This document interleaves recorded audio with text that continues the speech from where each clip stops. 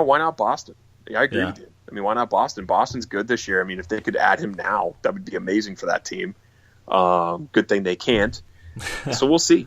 What do you think he's going to cost? So that's the big question coming in from a guy who used to play in the NHL, put up insane numbers. He was an elite level scorer, and then you compare him kind of cap comparable and kind of comparable to Alexander Radulov, but he's better than Radulov. Radulov's younger, but I feel like Kovalchuk is still more dangerous.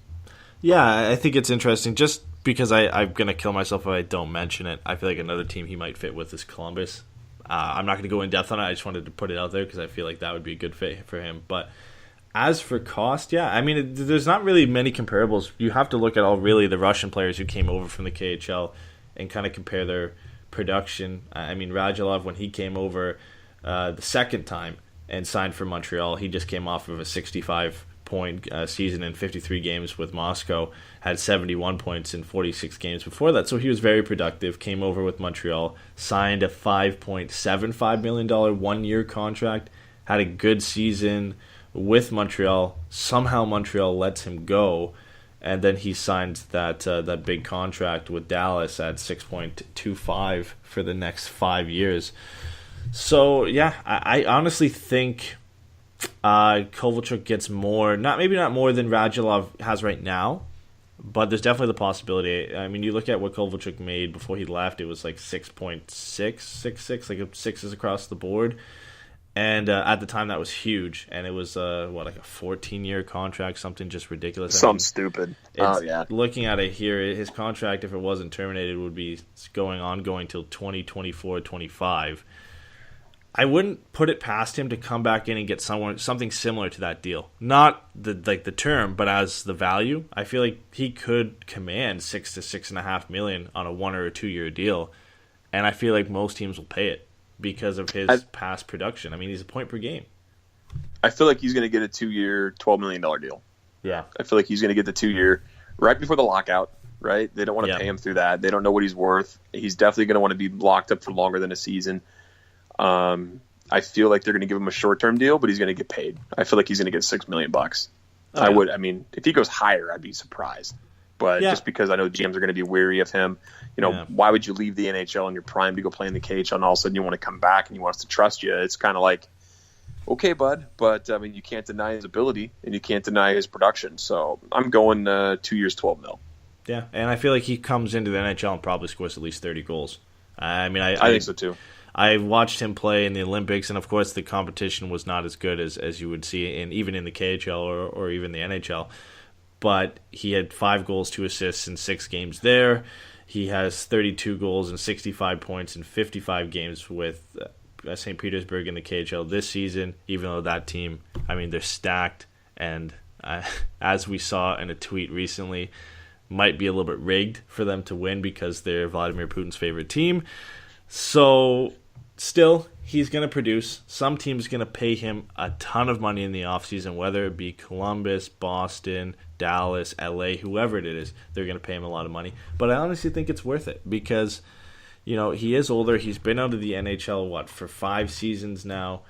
His last season with the New Jersey Devils was in 2012, 2013, and he only played 37 games, had 31 points.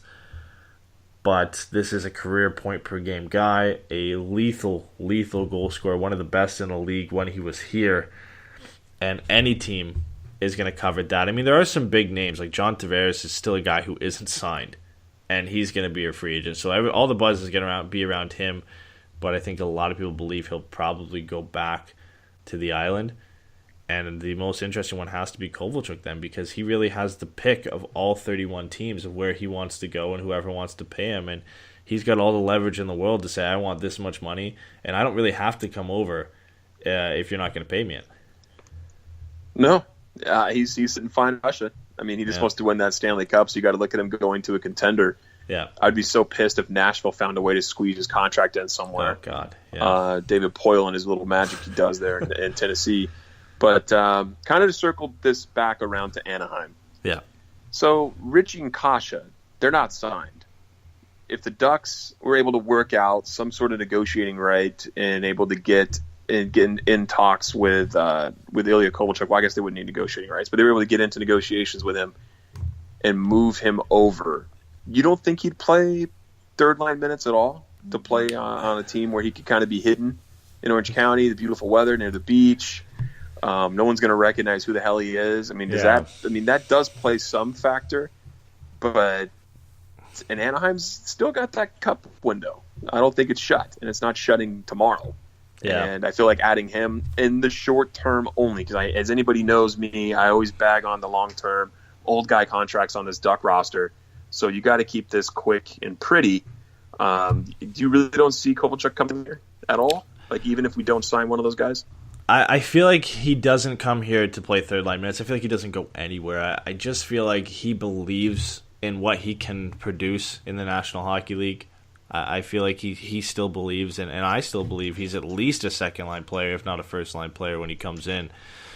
And there's going to be teams who are going to offer him that first-line spot, for sure. I mean, if the Ducks say, you can come in, you're going to play third line, but we're going to put more stock in Getzlaf, Perry, and Raquel, even Kessler and Silverberg than we are in you. That's what you're saying, essentially, when you put him on the third line. You can pretty it up and say, we're going to hide you down on the third line. You're going to play about 14, 15 minutes a night, and you're not going to face the toughest opponent, so you're going to be free to do whatever you want. That might work, but looking at the teams that we've already mentioned, I mean, in Columbus, he's a first-line player, and he'll be playing with Wenberg and Panarin. I mean, that's a lot more attractive than playing with Henrique and Kasha or Henrique and Ritchie.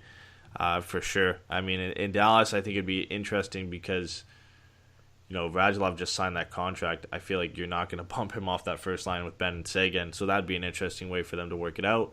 And in Boston, again, you're not really going to split up Bergeron, Pasternak, and Marchand, so that's almost a tough sell for them as well. But there are teams out there who will say, you can play on our first line. You'll play on our first power play. You'll be our go-to guy. You'll be expected to score 30 goals. You'll be playing 17, 18 minutes a night. And I feel like that's a more intriguing option than coming and playing on a team's third line, and a team that we don't even really know if is considered one of the top 5 contenders in the National Hockey League anymore. So I feel like there's other teams out there that have a lot better, more attractive packages to offer him. I was just trying to see if I could sway you a little bit. Yeah, because like I said, I don't feel like he's going to come to Anaheim either, but maybe a scenario, and there's just not. He's not playing third line. Let's put a bow on this show tonight, or this morning, I should say, rather. Yeah. But we got to talk about one more thing. We have a really cool show coming up this week. We have our first interview. Eddie went out and got somebody. Eddie, who'd we get to come on the show? Yeah, so if you guys saw a little bit of some of the discussions I had on Twitter recently, I mean, we've talked about Gibson and the Vezina a lot recently, and it's kind of been brought up again. I mean, I put out a GIF last night that brought it up. But we have Paul Campbell coming on, who writes for In Goal Media, which is the most read goaltending magazine. So he's going to come on, and he had put out a tweet talking about how he doesn't feel that Gibson is getting a lot of recognition for the Vezina. There's a lot of stats, including goals saved above average, Delta save percentage, Ross save percentage, a bunch, where he's sitting either second, first, top 3, top 5, and you've got guys like Vasilevsky, Rene, Hellebuck who are getting a lot of the attention, and Gibson's not getting any. So he's going to come on our show Wednesday to talk about Gibson and his prospects for the Vezina. If you want to check him out before he comes on the show, you can find him at Way to Go Paul on Twitter. Like I said, he writes for In Goal Media, contributes to Sportsnet, The Athletic, Sporting News, so he's a really good follow if you want to see anything just for NHL news or specifically for goalies as well. No, it's exciting, man. I'm glad we were able to get somebody on. Looking forward to that interview as well. Thank you, everybody, for tuning in. We appreciate it. Anybody who downloads this show, leaves a review, sends a tweet our way, replies to a tweet, any kind of interaction, we love it.